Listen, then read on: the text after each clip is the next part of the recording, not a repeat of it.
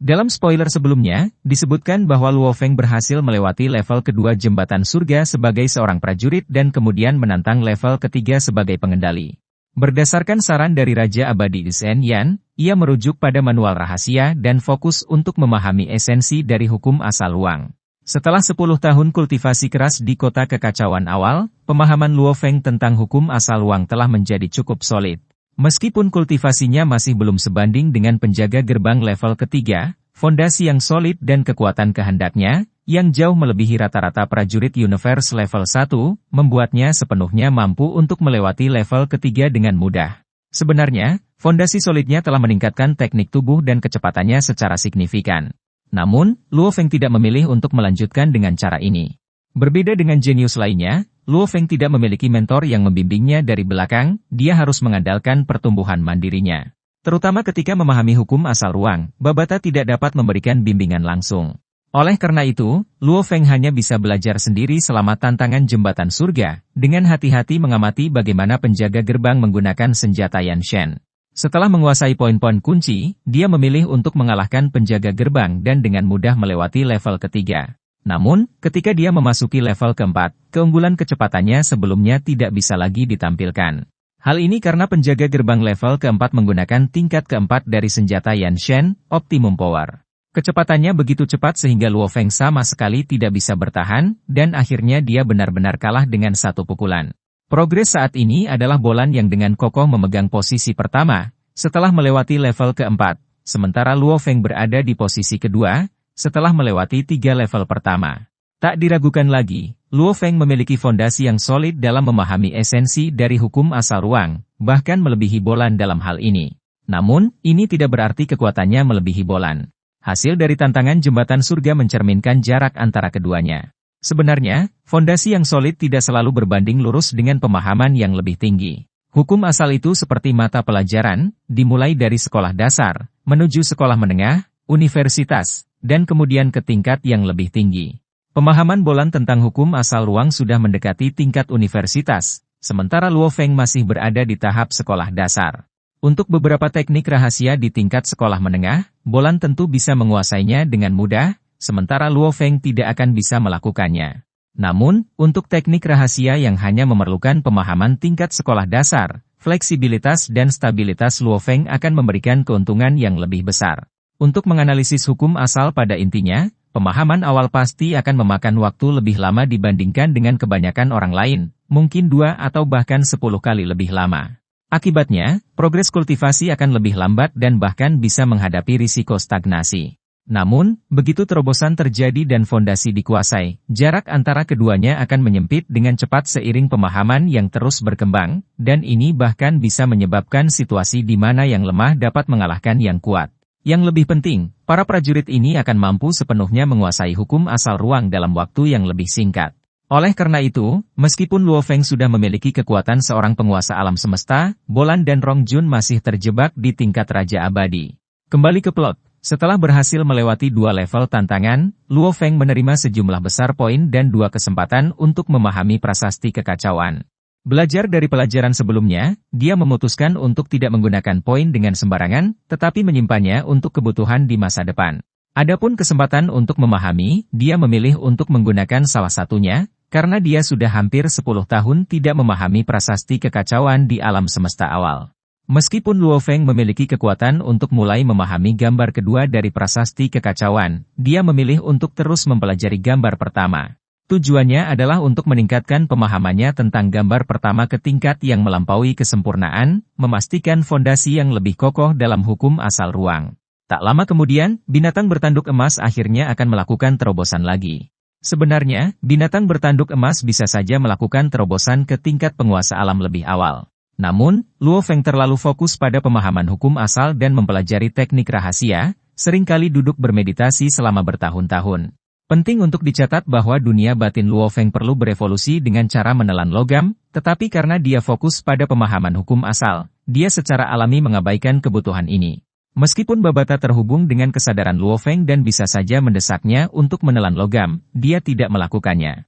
Dia tahu bahwa di alam semesta awal, kesempatan untuk memahami hukum asal sangat berharga, dan menunda terobosan binatang bertanduk emas beberapa tahun atau bahkan 1 dekade tidak akan berpengaruh banyak pada Luo Feng. Oleh karena itu, Babata memutuskan untuk membiarkan Luo Feng memprioritaskan kultivasinya dalam hukum asal. Perlu disebutkan bahwa setiap prajurit manusia, setelah melakukan terobosan ke tingkat penguasa alam, akan menghasilkan inti kehidupan dalam tubuh mereka. Binatang bertanduk emas, yang lahir dengan inti kehidupan, juga akan menghasilkan inti kehidupan lainnya ketika melakukan terobosan ke tingkat penguasa alam. Berbeda dengan manusia, inti kehidupan binatang bertanduk emas menyatu dengan inti aslinya, membentuk cangkang luar yang lebih keras, memberikan perlindungan yang jauh lebih superior dibandingkan prajurit dengan tingkat yang sama. Inilah sebabnya mengapa prajurit dengan tingkat yang sama kesulitan menembus inti kehidupan binatang bertanduk emas. Selain itu, kekerasan cangkang inti kehidupan binatang bertanduk emas juga terkait dengan dunia batinnya yang kuat. Ketika binatang bertanduk emas melakukan terobosan ke tingkat penguasa alam, diameter dunia batinnya mencapai 100.000 kilometer, lebih panjang dari jalan manapun di bumi. Ini memungkinkan tubuh manusia Luo Feng untuk dengan cepat mengisi kembali energi genetik atau kekuatan spiritualnya selama pertempuran, tidak peduli berapa banyak yang terkuras. Dalam perang kelelahan, hampir tidak ada lawan dengan tingkat yang sama yang dapat menandingi Luo Feng. Meskipun ruang di dalam inti kehidupan disebut dunia batin, itu bukan dunia sejati dalam arti konvensional. Sebenarnya, selain prajurit itu sendiri, dunia batin tidak dapat memuat barang apapun, baik makhluk hidup maupun benda mati. Jika barang lain dipaksa masuk ke dalam dunia batin, biasanya ada 2 hasil. Satu adalah barang tersebut akan secara otomatis terurai, meleleh, dan dicerna oleh dunia batin. Yang lainnya adalah jika barang tersebut melebihi batas kapasitas inti kehidupan, dunia batin akan runtuh, dan prajurit akan mengalami kehancuran sebagai akibatnya. Inilah sebabnya mengapa, selama perjuangan awal binatang bertanduk emas, ketika Hong dan Lei Shen bekerja sama untuk melawan binatang bertanduk emas, ketika binatang bertanduk emas menemukan bahwa ada terlalu banyak logam yang tercampur dengan banyak bom atom, dia dengan tegas berhenti menelan. Tidak yakin apakah Anda sudah menyadarinya, tetapi dalam cuplikan terbaru, anak-anak Luo Feng, Luo Ping dan Luo Hai, sudah tumbuh menjadi dewasa. Ini sebenarnya bisa dipahami. Sebenarnya, Luo Feng telah menghabiskan 10 tahun untuk berlatih di alam semesta awal, sementara lebih dari 30 tahun telah berlalu di bumi. Dengan waktu yang begitu lama didedikasikan untuk latihan, Luo Feng tidak banyak menghabiskan waktu bersama keluarganya. Sekarang setelah dia membuat terobosan dalam kultivasinya, wajar jika dia memanfaatkan kesempatan untuk memasuki alam semesta virtual dan menghabiskan waktu bersama mereka. Tapi entah kenapa, saya merasa seperti Luo Ping sedikit mirip dengan Huo Yuhao dari TPRLS Tangklan. Sebenarnya, bukan hanya Luo Feng yang berusaha keras untuk berlatih dan melindungi bumi, tetapi istrinya, Su Xin, juga bekerja keras untuk menciptakan peluang yang lebih baik bagi dirinya, dengan tujuan untuk lebih mendekatkan dirinya dengan Luo Feng. Bagaimanapun, sebagai anggota inti dari perusahaan Virtual Universe, Luo Feng memegang status yang sangat tinggi di antara ras manusia. Meskipun Su Xin tidak begitu terampil dalam kultivasi, dia sangat mahir dalam mengelola perusahaan. Dengan bantuan saudara laki-lakinya, Luo Hua, perusahaan yang dia kelola telah mencapai nilai bersih yang memadai untuk menjadi bagian dari keanggotaan luar perusahaan Virtual Universe. Tentu saja, dengan kemampuan Su Xin dan Luo Hua, mereka tidak perlu menjadi anak perusahaan di bawah perusahaan Virtual Universe, dan mereka juga tidak perlu membagi keuntungan dengan perusahaan tersebut. Tujuan Su Xin adalah untuk menjadi anggota inti perusahaan Virtual Universe. Sebelum Luo Feng menyelesaikan latihannya dan meninggalkan alam semesta awal, Su Xin berhasil bergabung dengan Ruang Kiamat dan menjadi anggota. Meskipun statusnya masih 2 tingkat lebih rendah daripada Luo Feng, usaha dan ketekunannya sungguh mengagumkan dan mengharukan. Setelah berhasil melewati tantangan level ketiga jembatan surga, Luo Feng mendapatkan kesempatan untuk mengikuti pelajaran dengan para ahli dari garis keturunan 9 alam semesta. Perlu dicatat bahwa di kota kekacauan awal, ada 18 tokoh kuat yang telah mendirikan sekte mereka sendiri di bawah sekte 9 alam semesta. Untuk bisa mendirikan sekte di kota kekacauan awal, seseorang harus setidaknya berada di tingkat Raja Abadi. Bagi Luo Feng, pelajaran pertama sangat penting. Karena menurut aturan perusahaan Virtual Universe, jika seseorang memilih untuk menjadi murid seorang master, mereka harus secara pribadi mengikuti kelas pertama dari kuliah master tersebut sebagai tanda hormat. Penampilan luar biasa Luo Feng di jembatan surga menarik perhatian para master dari sekte 9 alam semesta di dalam perusahaan Virtual Universe. Ketika dia berhasil melewati level ketiga, beberapa master sangat ingin menjadikannya murid, karena dia dianggap sebagai jenius yang muncul sekali dalam 100 miliar tahun di sekte 9 alam semesta. Lebih penting lagi, mereka melihat bahwa laju perkembangan Luo Feng tidak kalah mengesankan dari Bolan. Akibatnya, mereka semua mengembangkan apresiasi terhadap bakatnya dan berusaha untuk membimbingnya. Pada akhirnya, Luo Feng memilih untuk mengikuti Zhen Yan. Bagaimanapun, Zhen Yan sebelumnya telah membimbingnya dalam kultivasinya, membantunya membangun fondasi yang solid dan menempatkannya di jalan yang benar. Perlu disebutkan bahwa Zhen Yan sangat kuat, dianggap sebagai salah satu tokoh teratas di kalangan Raja Abadi, bahkan mendekati tingkat seorang Universe Venerable. Ketika Zhen Yan menyelesaikan kuliahnya, Luo Feng berlutut di depan banyak siswa dan meminta untuk menjadi muridnya. Zhen Yan tentu senang dan setuju, karena dia sudah lama berniat untuk menjadikan Luo Feng muridnya. Pilihan Luo Feng membuatnya sangat gembira. Di sisi lain, para master lainnya merasa menyesal, karena mereka berharap bisa mendapatkan perhatian Luo Feng. Pada saat itu, Zhen Yan mungkin tidak memperkirakan bahwa suatu hari Luo Feng akan melampaui dirinya, dan bahkan menjadi yang terkuat di antara ras manusia. Pada tahun-tahun berikutnya, Bolan berhasil melewati level kelima jembatan surga, mempertahankan posisinya di atas para jenius lainnya. Luo Feng, yang tidak ingin tertinggal, berhasil melewati level keempat. Sementara itu, Rong Jun, Wuka, Long Yun, Galesi, dan Qian Sui hanya berhasil melewati level ketiga. Dalam sekejap, 30 tahun telah berlalu. Binatang bertanduk emas milik Luo Feng dan klon suku Mosa telah berevolusi ke tahap ke-6 tingkat penguasa alam, sementara tubuh manusianya belum melanjutkan menyerap energi kosmik, tetap berada di tahap pertama tingkat alam semesta. Bagaimanapun, setelah dia meninggalkan alam semesta awal, Luo Feng bisa mengajukan permohonan untuk ruang nutrisi yang disediakan oleh perusahaan Virtual Universe untuk membantu tubuhnya berevolusi ke tahap ke-9 tingkat alam semesta. Sebenarnya, dengan sifat unik dunia batin Luo Feng, ditambah dengan pencapaiannya dalam hukum asal, dia sepenuhnya mampu melakukan terobosan langsung ke tingkat penguasa alam. Namun, dia tidak melakukannya.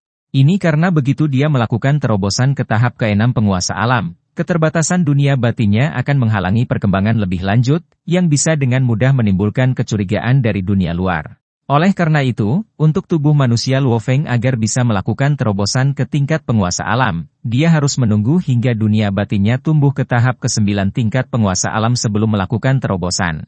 Dengan 10 hari tersisa sebelum meninggalkan alam semesta awal, para jenius membuat dorongan terakhir mereka, mencoba untuk menantang jembatan surga sekali lagi.